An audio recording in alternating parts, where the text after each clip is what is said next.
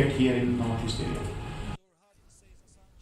Ka Shillong kan sepenlong ya kan National Ayurveda Day Lashai KHASI ha Northeastern Institute of Ayurveda and Homeopathy neya ringkat kejingdon bentalang menteri ketanat ka koi kekhia uba wailat miki shela kum ukongsan ka phang pedeng menta usnem kalong Ayurveda for People and Planet Shwaban penlong ya kani ka program ka neya kala penlong ya ka medical camp hagi santali gishnong ka jing penlong ya kejing yakop drona ka benta ki khana school ka jing ajing kren ha IIT bad IIHM ka arugya fair bad kejing penlong ya ka Ayurveda marathon I Dr. Verity Markham ibalong I assistant professor ka Ayurveda haneya ila ong ba kani ka sinjam ka thmu ban pen sapreng jing tip shapang gidawai kan ban bad kejing mentoy chong ka hakeleng chong ka than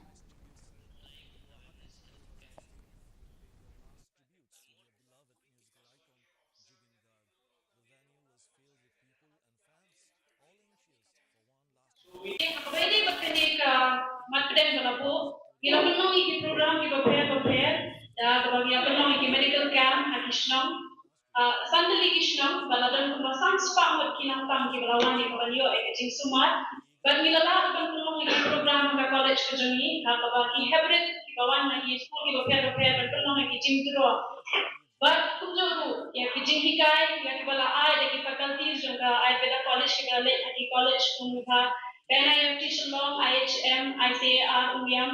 atau bah kijing hikai kalawan ra ya kabancing pensha shpang kani kata jing sumar ka jungi kata shpang ka Ayurveda